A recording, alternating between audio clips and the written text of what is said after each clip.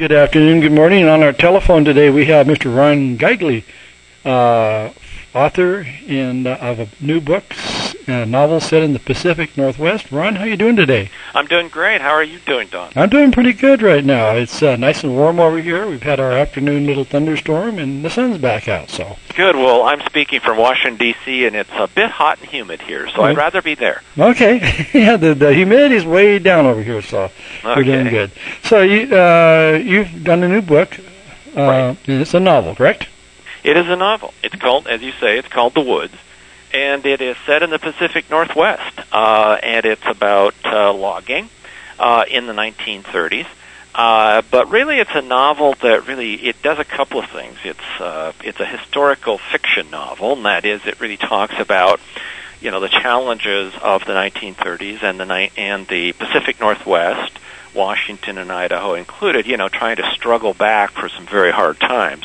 And the second thing that it does is it puts a pretty fast-paced novel into the middle of those historical circumstances.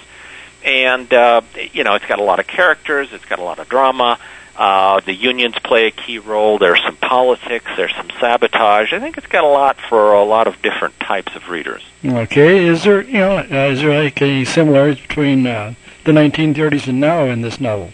Yeah, thanks for asking, because it really does kind of reflect in a way on issues that are very similar to today. The 1930s, as we all know, the Great Depression was a very tough time. It certainly hit the Northwest, all the states in the Northwest. Yeah, that it did, yeah. Tough way. I mean, there was unemployment, there was families that did not have food, there were people riding the rails, there were businesses and so on that closed down. And, while that was very, very deep, I mean, it's not unlike, to some extent, the kind of recession we saw after the market crash in 2008.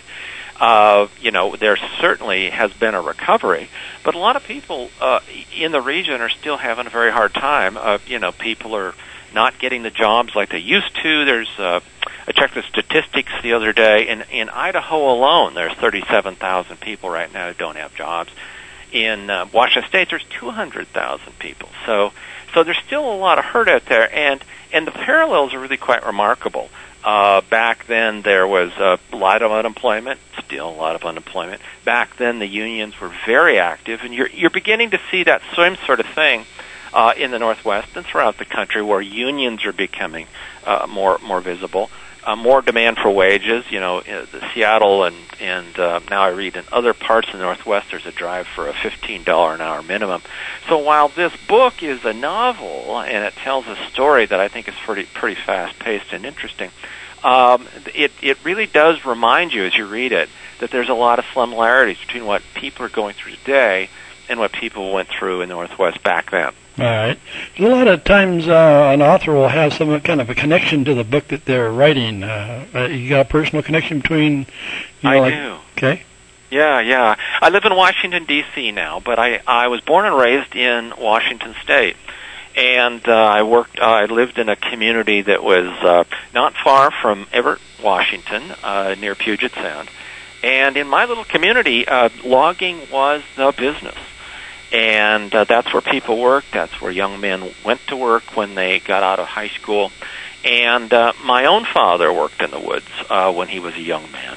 And both that upbringing, where so many of my relatives worked in the woods, and speaking with my father as he got older over the years and learning about some of those stories really kind of gave me inspiration. And I decided, well, I'm going to write about this.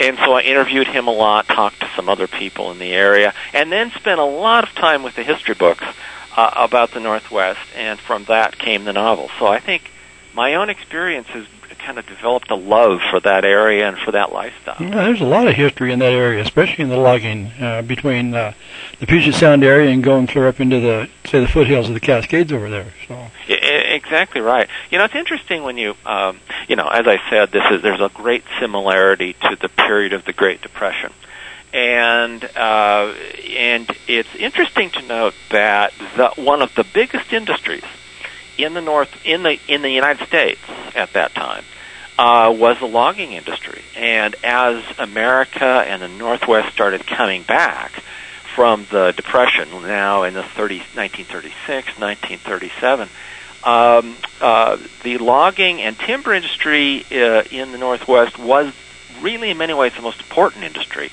and was vital in bringing back the economy. So when the strikes struck out there, it became a matter of national importance. And, in 1935, there was a very big strike in the woods and brought the Roosevelt administration into the loop to try to get it all resolved. Wow, and I lived over there, but I didn't know about that one. So that's kind of good. So yeah, it's been fun writing this book because like I said, I've tried to put together a plot with people who are kind of easy to understand and who current readers can identify with. And all of these people in the book, in many ways, have lost something that they believe is very dear to them, whether it's their company or a loved one or control of a union or a job. Mm-hmm. And it's a story how people, despite the hard times, despite the adversities, really kind of hang in there and fight their way back. Okay, so with this novel here, is there a message for people of today in the Northwest? Well, I think that I'd leave it to each reader to decide on their own. But if there's one message, it is that perseverance pays off. There's a real spark in the Northwest of sort of can-do attitude, real creativity. You see that in all kinds of endeavors. And I think the message here is, the people fought back. Circumstances change, and you'd be surprised how at the other side, as hard as it is now, at the other side, you say, hey, things worked out. That's not to say that everybody in this book succeeds, but I think that's the overall message. Okay. Looking at our timber industry here in North Idaho, and our mining and all that, I myself kind of find that these industries kind of like pass their trades down from like father to son to grandson and all that. Did you see that while interviewing and researching your book?